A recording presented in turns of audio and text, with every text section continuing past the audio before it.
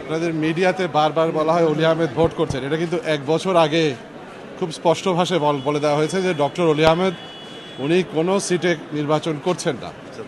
291 নং সিট, যেটা চট্টগ্রাম 14 আসনে উনি আমার নাম প্রস্তাব করেছিলেন এবং সেই প্রেক্ষিতে আমি লিবারেল ডেমোক্রেটিক পার্টির পক্ষ থেকে চন্দনাই সাতকারিয়া আসনে সংসদ নির্বাচনের প্রার্থী হিসেবে প্রতিদ্বন্দ্বিতা করছি।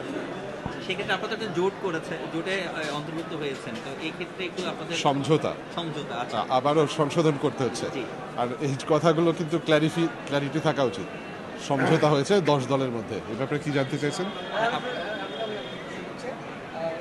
জামায়াত সহ কয়েকটা দল জোট করেছে এবং সেখানে বিএনপি পক্ষ থেকে আপনার আসনে একজনকে প্রার্থী করা হয়েছে।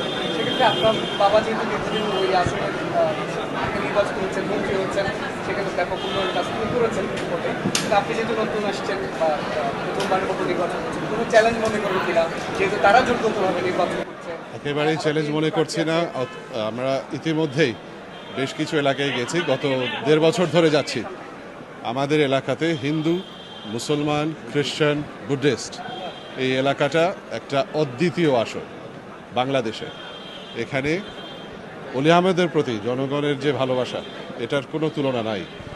এবং যখনই উনি জানালেন যে উনি নির্বাচন করবেন না এবং আমার নাম প্রস্তাব করেছেন, এটা প্রথমত আমি মনে করি যে জনগণের কাছে কষ্ট লেগেছে, কিন্তু তারা খুবই সাদরে এটা গ্রহণ করেছে।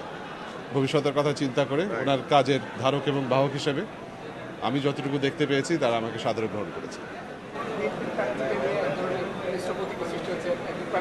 আমি অন্য দলের প্রার্থী সম্পর্কে কিছুই বলতে পারবো না। কোনো চ্যালেঞ্জ মনে করেন কিনা? না না জয়ের ব্যাপারে কথা বলতে পারি, জয়ের ব্যাপারে জয়ের ব্যাপারে শতভাগ বাবার ইমেজটা এখানে আমি এক্সেস কথা বলবো না, বাট আমার এস্টিমেট হচ্ছে যা ভোট কাস্ট হবে তার 80%-এর বেশি আমার ফেভারে যাবে। ঠিক আছে।